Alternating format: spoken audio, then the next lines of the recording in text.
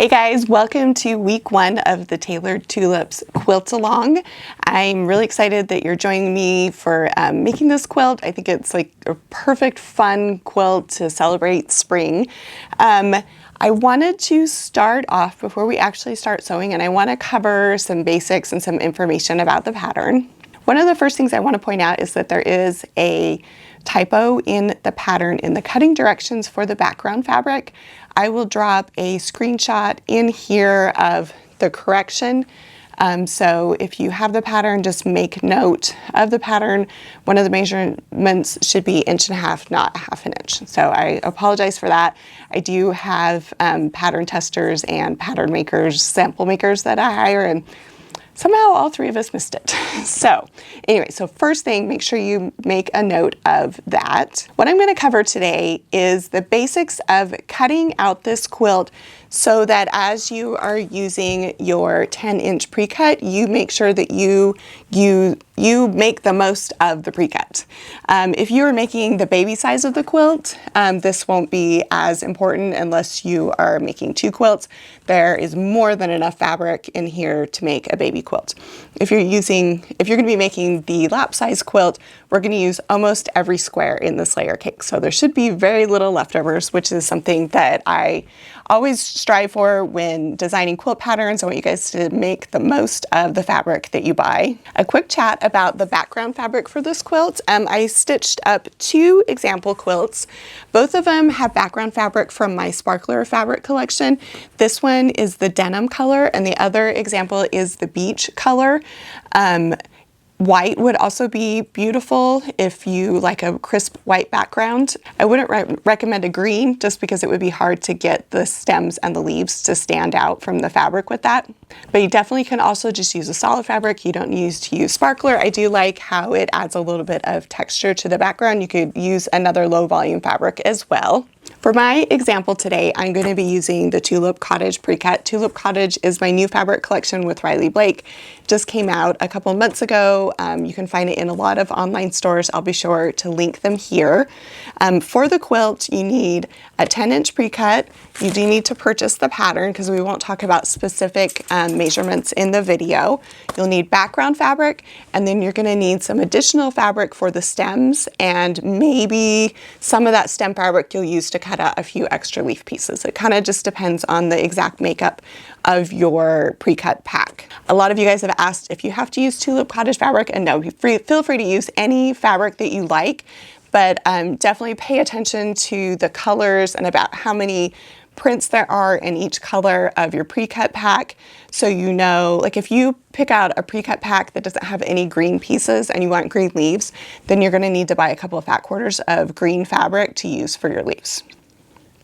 I also like to use pre-cuts that have a good mix of lighter and darker fabrics because I think the contrast really adds a pop to the quilt. For my quilts, for the most part, I try to make the point of the tulip block a darker color and then the tulip petals lighter colors. I've also mixed and matched the fabrics for the tulip petals. I prefer that to having them the same side by side. It kind of makes it a lot easier to keep track of as you sew, and it's kind of like a fun improvisational, just grab and go fabrics that you think will look together as you go. So I'm going to switch off the front camera and I'm going to switch to an overhead camera, and I am going to open up this 10-inch, turn it right side up. I'm going to open up this 10-inch precut stack and show you how I would sort this if I was cutting this quilt out for the first time. All right, let's start sorting out that pre-cut pack. So I've already opened my pre-cut pack, but I'm just using a 10-inch pre-cut pack, sometimes called a layer cake. This one is my Tulip Cottage collection with Riley Blake. I've opened it up and kind of done a quick inventory of things just to save some time. I also have my pattern here. This is the printed copy of the pattern. There's also a digital pattern available, and then I have one of the blocks just to kind of point out the sections of the quilt. So on the quilt you will find different sections referred to. So these are considered the tulip petals. This is the tulip center, these are the leaves, and that is the stem, and all of the blue is the background fabrics. So the first thing before you start cutting anything is you need to sort out your pieces in your pack and decide which pieces you want to use for the tulip petals, which ones you want to use for the centers and the leaves. So I think the easiest thing to do, and if you look on page 1 of the pattern, we start going through those directions. The easiest thing to do is start with the leaves, because I feel like the leaves are the most obvious because they're green. So for the lap size quilt, we're going to need 7 squares for the tulip leaves. So I have kind of come through and kind of pre-sorted this out a little bit.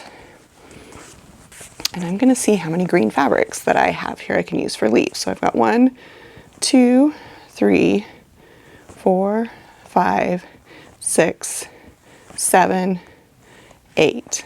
And then this is kind of an in-between. So I have 8 potential pieces that I can use for leaves, depending on if I want lighter or darker fabrics, and what kind of a mix I want to use. So I am going to use my 2 farm field. So that's 2, 3, 4. I'm going to use my little tulip dot. I'm going to use 1 of these because this is also the fabric I have for the stems.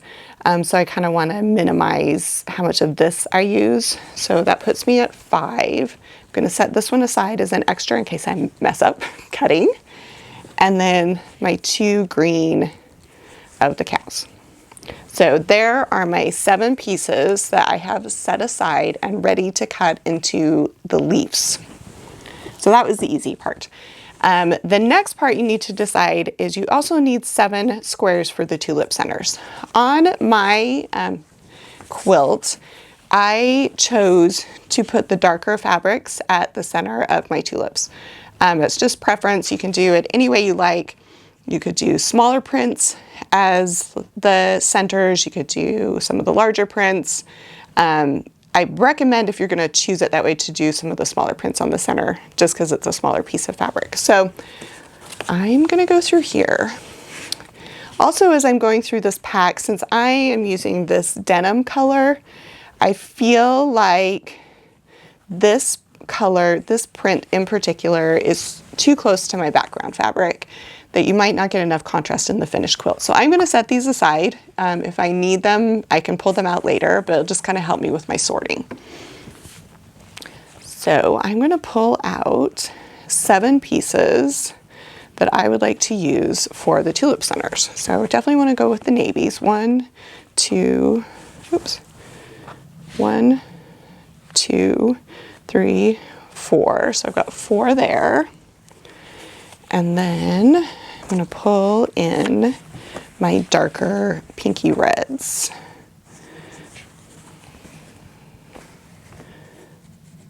So I will use this one. That will make 5, 6, and 7. So I'm going to go with navies and those darker kind of pinky reds for the centers of my tulips. So I have those 7 pieces.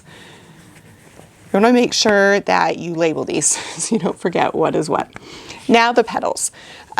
So pretty much I've got a lot of pieces here to pick from for the petals. I'm probably not going to need all of them, but I will count right now just to see. So I need 19 squares for the tulip petals. So 1, 2, 3, 4, 5, 6, 7, 8, 9, 10, 11, 12, 13, 14, 15, 16, 17, 18. So I actually have 18 there, and then I also have these that I haven't used. 19, 20, 21, 22, 23, 24, 25. So I have 25 potential pieces that I can use for the tulip centers. Obviously the easier way to do that than counting these individually would have been just to do backwards math, because there's 42 pieces, minus 7, minus the 1 I'm not using, but anyway. So of these 25 pieces, I just need to pull 6 out that I don't want to use. So just because I'm going to minimize some of the greens, I think I'll pull out 1 of the farm field.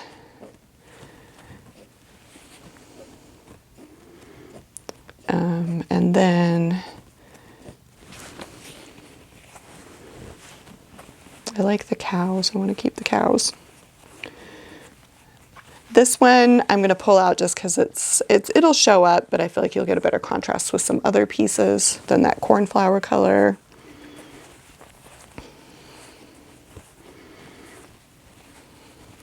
And then I think I'm going to pull out these tulip dots just because they're close in value to the tulip center pieces. And I think I want a little more contrast than that in my quilt. So there I've got 1, 2, 3, 4. Putting these in the extras pile, so I just need to pull 2 more out. The other thing you can do is you could just go ahead and cut a couple of extras, which is what I might do just so as I'm putting my quilt together, I have more choices. But I'll do another quick inventory here.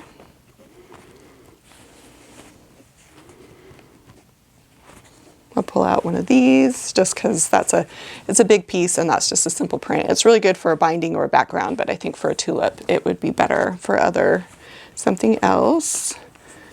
I'm doing this in real time because I want you guys to see kind of my thought process as I put these things together, and hopefully that you can learn as you quilt, kind of gives you a good idea of how to start making decisions about things. So, and then I think maybe I'll go ahead and pull out the second one of these just because it's in the green family. Okay, so there I've got my 25 pieces that I'm going to use for my tulip petals. I've got my leaves, and then I've got my tulip centers. So the next thing you need to do is you need to start cutting. I'm not going to cover specific directions here for cutting, but I do want to point out on the diagram, I do have a diagram of how to get the most from these pieces. So you will notice that 2 of the pieces are cut this way and 1 piece is cut this way. So I am going to go through on my directional fabrics and I'm going to put them in a different pile because I'm going to try and kind of fussy cut those to the point just to see if I can kind of make it so my cows aren't sideways. Some of them may end up being sideways. Not much I can do about that. But that's another way to kind of narrow down your stack. If you don't want anything sideways, that would be a good way to eliminate stuff. Okay, so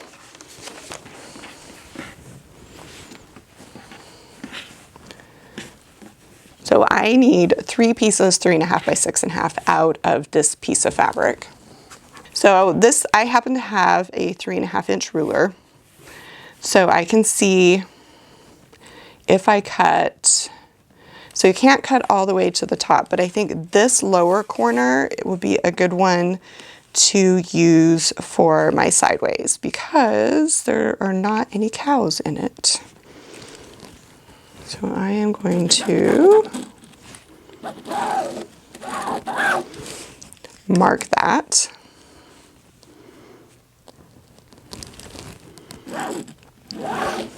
And then I can use this portion of the fabric to cut my other 2 pieces 3.5 by 6.5.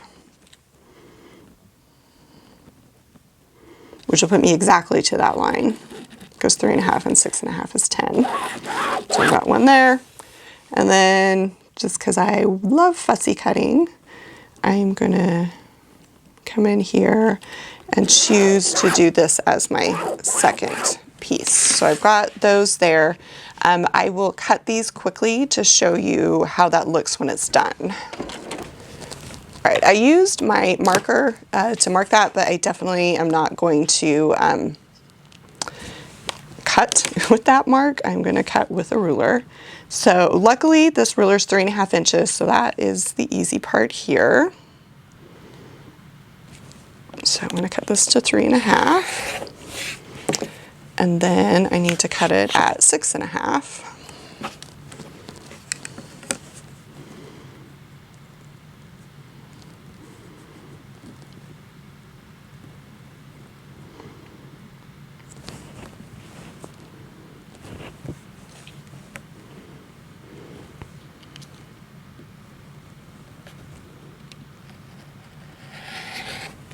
Okay, this little guy is extra and works out well that he's fussy cut, so he will be fun to use for some other project. So there's one of my pieces, and then I'm going to cut my other two 3.5-inch pieces from this.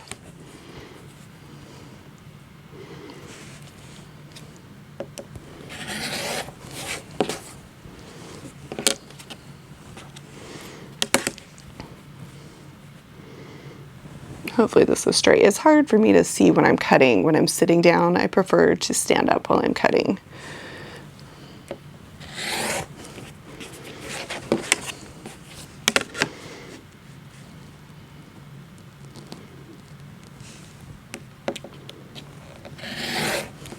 Okay, so there I have my 3 pieces cut from one of the squares that I'm going to use for the block.